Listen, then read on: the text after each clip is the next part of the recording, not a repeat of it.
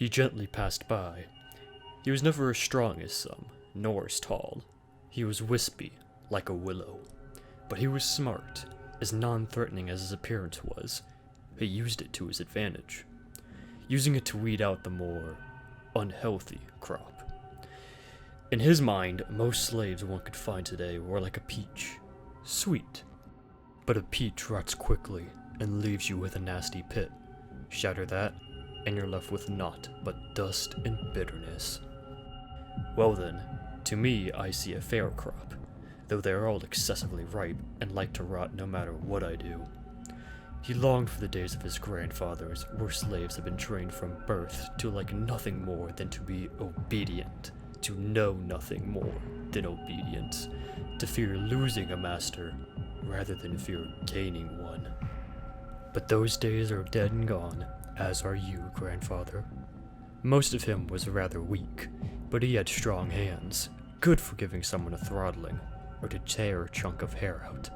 That was exactly what had happened to who had insulted him, the words still ringing in his ears.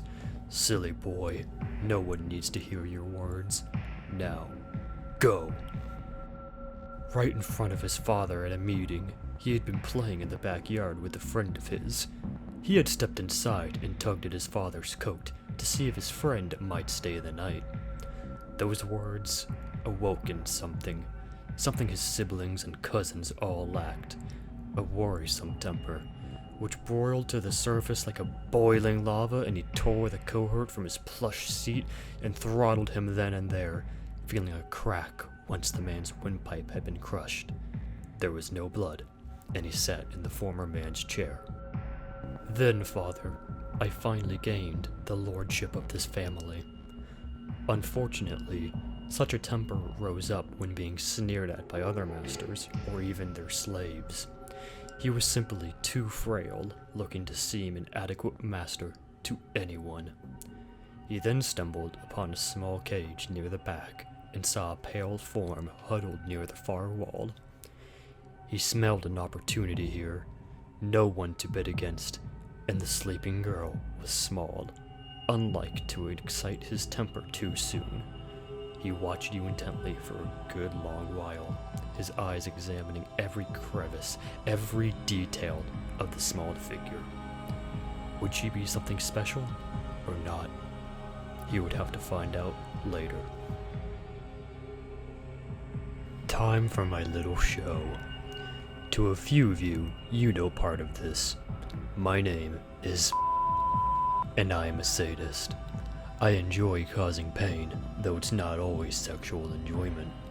I'll burst into raucous laughter as I bind someone hand and foot. I get angry if I am placed into a situation where I am forced into acting submissive to anyone, which makes me horribly dangerous. I have no qualms with choking someone, giving someone a hug, or beating them over the head with a table leg.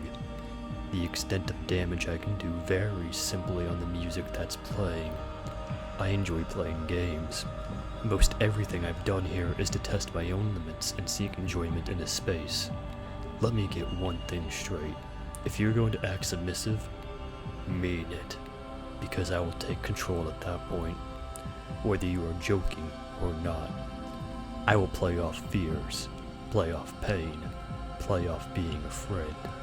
There's nothing I like better to hear someone beg to be released from bindings or overstimulation.